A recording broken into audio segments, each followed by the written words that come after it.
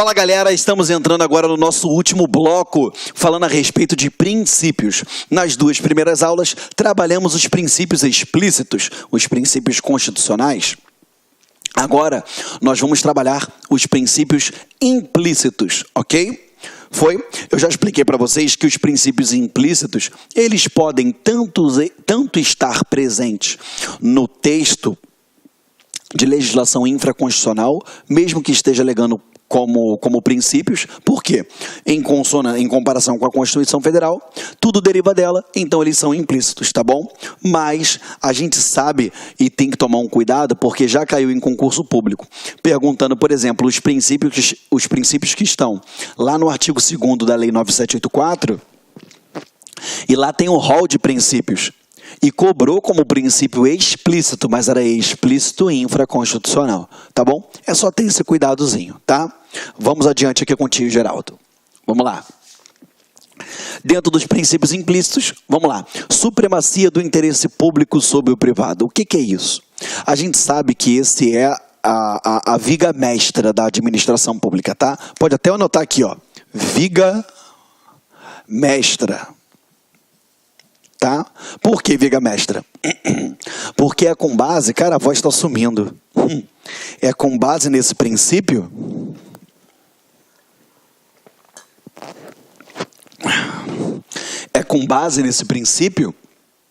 que a administração pública ela vai se sobrepor aos interesses do particular. No caso de uma desapropriação, no caso de uma requisição administrativa. É com base nesse princípio que ela vai aplicar esses institutos, tá? Aqui, ó. Fundamenta as prerrogativas da administração, presente de forma direta nas relações jurídicas verticais e de forma indireta nas relações, aqui, ó, indireta nas atividades meio, e quando esta atua como agente econômico. Por exemplo, nas relações verticais, a administração pública, supremacia do interesse público sobre o privado. Como assim, Geraldo? É o velho e famoso desenho da balancinha. Eu tenho uma balança. De um lado, eu tenho a administração pública. De outro lado, eu tenho quem? Os particulares. É com base na supremacia do interesse público sobre o privado que a administração pública vai se sobrepor ao particular, coloca ela em posição de destaque, porque ela está atuando em nome de toda a coletividade, ainda que esteja indo contrário ao meu direito ou de um seleto grupo, entendeu? Vamos lá.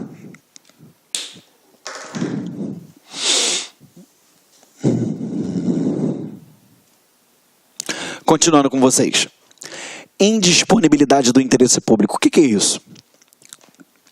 O administrador público, o agente público, ele não pode dispor dos bens da administração como se dele fosse. Ele não pode.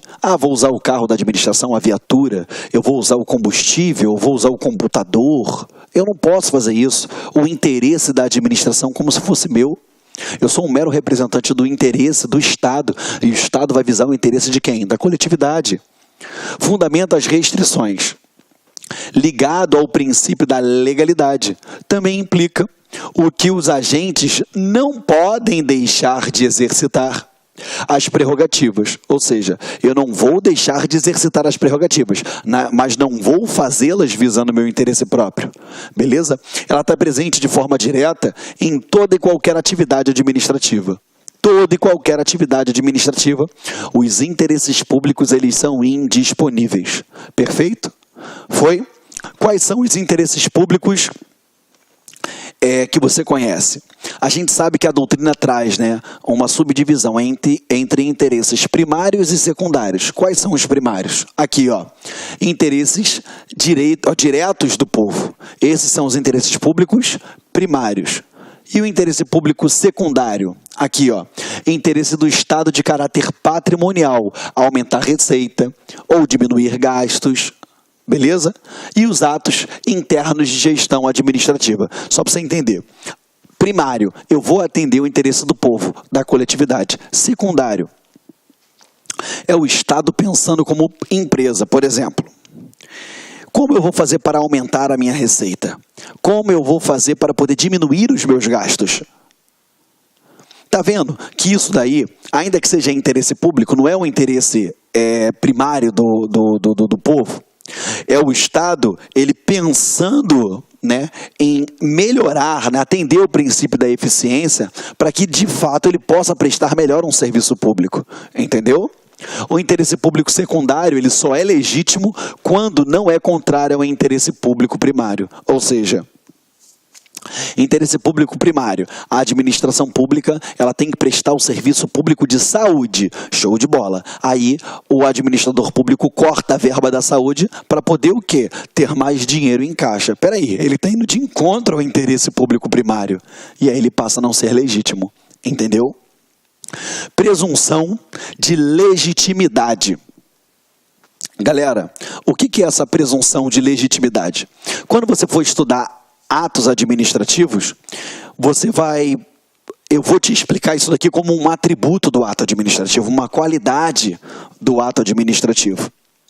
O que é essa presunção de legitimidade? Eu tenho a presunção de legalidade, a presunção de verdade, que aquele ato ele é legítimo, ele está de acordo com a lei e com o direito, ele está obedecendo às normas legais, os princípios administrativos. Perfeito? Pensa, quando eu falo para você assim, ó, se eu chegar para o juiz e falar assim, olha, o Joãozinho que está em casa me deve um dinheiro, eu tenho que falar para o juiz, eu tenho que provar para o juiz que o que eu falo é verdade. Já pensou se toda vez que a administração pública tivesse que atuar, ela tivesse que comprovar que o que ela está falando é verdade? Olha que complicado seria, olha quão moroso, burocrático, procrastinado seria essa atuação. Então, a gente percebe que a administração ela tem essa presunção de legitimidade, por quê? Aqui, ó, presunção da verdade e da legalidade dos atos administrativos. Ou seja, quando a administração ela atua, eu presumo que ela está de acordo com a lei. Só que essa presunção ela não é absoluta, é uma presunção relativa. Ok? Como assim relativa? Exemplo, você chegou lá, uma multa para você pagar do seu carro, você, caramba, mas eu nem estava lá nesse dia. Até então, recebeu a multa pela presunção de legalidade, correto? Mas você pode recorrer? Pode, porque aquela presunção não é absoluta, ela é relativa, ela admite prova em contrário. Você vai falar assim, olha, primeiro, que a placa do carro que está aí nem é, a placa é a do meu carro, mas não é o mesmo modelo que o meu carro. Isso acontece direto com placa clonada, enfim. Você vai lá e recorre. Aqui, ó. A presunção ela é relativa, eu vou inverter o ônus da prova. Como funciona? O ônus, ele compete a quem alega. Se eu falo, você me deve um dinheiro, eu tenho que provar que você me deve, e não você provar que não me deve. Perfeito? Só que a partir do momento que a administração pública ela afirma algo, ela pratica um determinado ato, tem uma disposição, eu presumo que ela é verdadeira. Só que a presunção ela não é absoluta, ela é relativa. Ela é chamada de presunção juris tantum, ou seja, relativa. Ela admite prova em contrário. Ela é relativa. E tem uma inversão no ônus da prova. Então a administração pública mandou a multa para minha casa. Aí estava lá, qual é o carro? Você foi multado com uma BMW preta modelo 2017. Só que está lá num Fiat Uno a placa. Eu vou pegar, vou anexar a cópia do documento do meu veículo e vou falar, olha, não se trata do meu veículo. Por quê? Eu estou lá, eu estou produzindo a prova em contrário, ainda que seja ela que está imputando aquilo ali a mim. Estamos juntos, estamos entendendo direitinho? Perfeito? Então, a presunção ela é absoluta? Não, ela é relativa, ela é juris tantum, ela admite prova em contrário. E essa prova em contrário vai ter uma inversão do ônus da prova. Estamos juntos? Perfeito? Motivação. Gente, vocês vão aprender mais à frente comigo os elementos do ato administrativo. Um dos elementos é chamado motivo. E muita gente confunde isso em prova. O examinador cobra isso em prova. A gente sabe que ele coloca isso. E ele vai fazer você confundir motivo com motivação. Cuidado. O que é a motivação? É um princípio implícito. É quando eu vou indicar os pressupostos de fato e de direito do ato administrativo. Vamos lá. É só uma prévia, porque a gente massifica isso lá na aula de atos, tá? Quais são os elementos do ato? Ó, elementos ou requisitos do ato. Quais são? A gente sabe que é o elemento forma, finalidade, competência, objeto e motivo. Isso eu vou ter uma aula só disso com vocês, tá? Forma é o meio, é o modo, é o mecanismo por qual se exterioriza o ato. Finalidade, interesse público. Competência determinada em lei. Objeto, o ato propriamente dito, o efeito jurídico provocado por ele. E o motivo. O motivo, ele é a junção dos pressupostos, elementos de fato, os acontecimentos no mundo fático, mas a previsão legal, os pressupostos de direito. Quando eu tenho essa soma dos pressupostos de fato, mais os pressupostos de direito, eu tenho um motivo. Até aí, beleza. Agora, quando eu dou publicidade ao motivo, quando eu exteriorizo ele, ou seja, quando eu dou publicidade ao motivo, dando publicidade ao motivo, eu tenho o quê? Se eu dei publicidade ao motivo, eu tenho a motivação. Então vamos lá, tio Geraldo. O que é motivo? Elemento do ato administrativo que corresponde aos pressupostos de fato e pressupostos de direito. O que é motivação? Princípio implícito que corresponde na explicitação, na exteriorização, na publicidade do motivo. Então, quando eu dou publicidade aos pressupostos de fato e de direito, eu tenho a motivação. O que cai em prova muito? Ele suprime a palavra motivo e fala que a exteriorização dos pressupostos de fato e de direito é a motivação. Aí tu, caramba, é motivo ou motivação? Motivo é isso aqui. Dar publicidade a isso daqui é a motivação. Show? Aperta o pause aí, copia, enquanto eu tomo um golinho d'água aqui, que eu já vou apagar.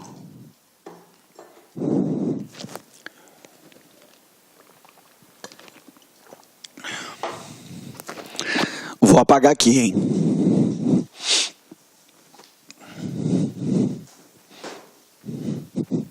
Vamos lá. Cadê? Tá, aqui. Vamos lá. Motivação.